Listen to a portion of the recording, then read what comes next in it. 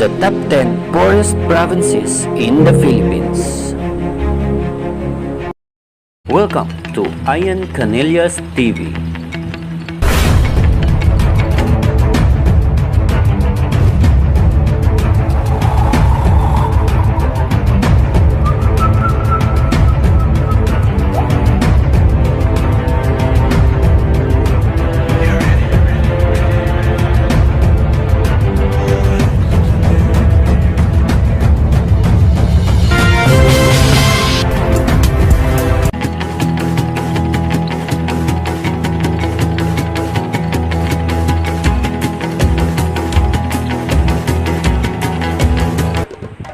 Before we start, I invite you to subscribe this channel and please click the notification bell.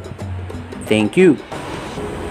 The National Anti-Poverty Commission or NAPC will be commemorating the National Week for Overcoming Extreme Poverty from October 17 to 23, 2015 with the theme Building a Sustainable Future, Coming Together to End Poverty and Discrimination. The said event is an accordance to the Presidential Proclamation Number 269, Series of 1993, declaring October 17 as National Day for Overcoming Extreme Poverty, and Presidential Proclamation Number 717, Series of 2004, declaring October 17 to 23 as National Week for Overcoming Extreme Poverty. It is likewise in line with the National Nations or the United Nations or International Day for the Eradication of Poverty on October 17, 2015. This is conducted to encourage various sectors to help in putting an end to poverty. According to NAPC, poverty incidence in 2014 increased to 25.8%, meaning 1 in 4 Filipinos lives in poverty, 20% or 1 out of 5 Filipino families, which is 1.2% higher compared to the 2013 first semester poverty statistics. The higher count of poor people is because food prices and the result of Super Typhoon Yolanda. What is poverty incidence? It is the proportion of poor individuals or families to the population, those whose income fall below the poverty threshold or those who cannot afford to provide for their basic needs.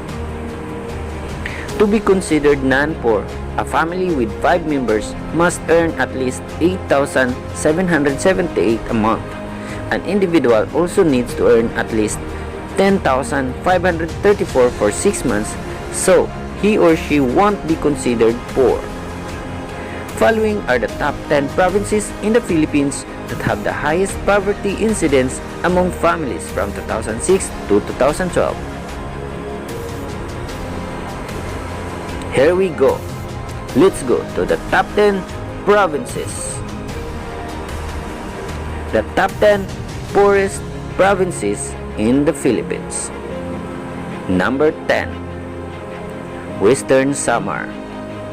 Western Samar is another new entry in the list of the poorest provinces in the country with 43.5% incidence of poverty.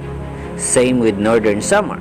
This province was one of the most affected areas by the Super Typhoon Yolanda on 8th of November 2013, which damaged the livelihood of the locals. There are many factors that cause poverty like employment issues and high population growth, but the main factor affecting our country's economy and the livelihood of Filipinos is the governance issues such as corruption, which is rampant in the Philippines, and security issues which are prevalent in Mindanao and the other people areas. Entrepreneurs will not be interested in investing money in a place where there is violence, which results to low employment opportunity and a bad economy. Number 9. Northern Samar. Northern Samar is one of the 3 provinces comprising the island of Samar. Its tourism industry has great potential but it remains unknown to most tourists. Based on NAPC's report, It has a poverty incidence of 43.5%, which might be lessened once the tourist attractions of this province become fully utilized. Number 8. Negros Oriental. Negros Oriental or Eastern Negros is a province of the Philippines located in southeastern half of Negros Island region. Despite the fact that it has been an electricity supplier to its neighboring provinces and having a good agricultural land, it still has a poverty incidence rate of 43.9%. North Cotabato. North Cotabato is also a part of Soc-Sargent region and is located in the middle of Mindanao with a 44.8% rate of poverty incidence. This province is a new member of the poorest provinces in the Philippines. Just like Sarangani, Roman Catholicism is the major religion in this province with 58% of the population being Roman Catholics. The reason for that is said to be because 71% of Cotabato's population are actually from Luzon and Visayas, while the 18% of its population are indigenous communities, namely Maguindanao and Manubo. Number 6. Sarangani is part of the South Cotabato, Cotabato Sultan Kudarat, Sarangani, and General Santos City, Soc-Sargent, and has a poverty incidence rate of 46.0%. Although it is located in Mindanao, Roman Catholicism is the predominant religion in this province, 63% of the population being Roman Catholics. Number 5. Zamboanga del Norte. Zamboanga del Norte is located in the Zamboanga Peninsula region. From being the poorest province of the Philippines back in 2006 with a poverty incidence rate of 64.6%, it is now at the 5th spot within 48.0% poverty incidence. Number 4. Maguindanao. Maguindanao is under the Autonomous Region in Muslim Mindanao or ARMM. It is fourth among the poorest provinces in that country within 54.5% poverty incidence.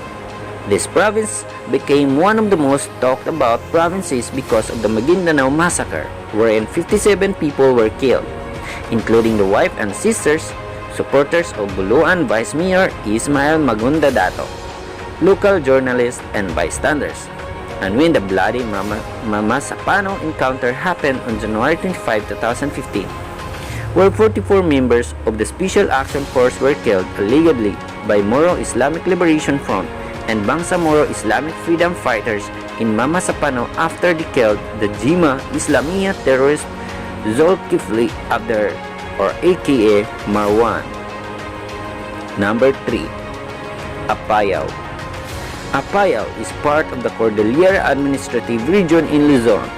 It is the least densely populated province with an area of 4,413.35 square kilometers and a population of only 112,636 as of 2010.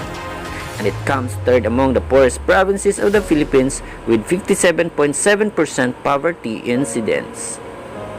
Number 2.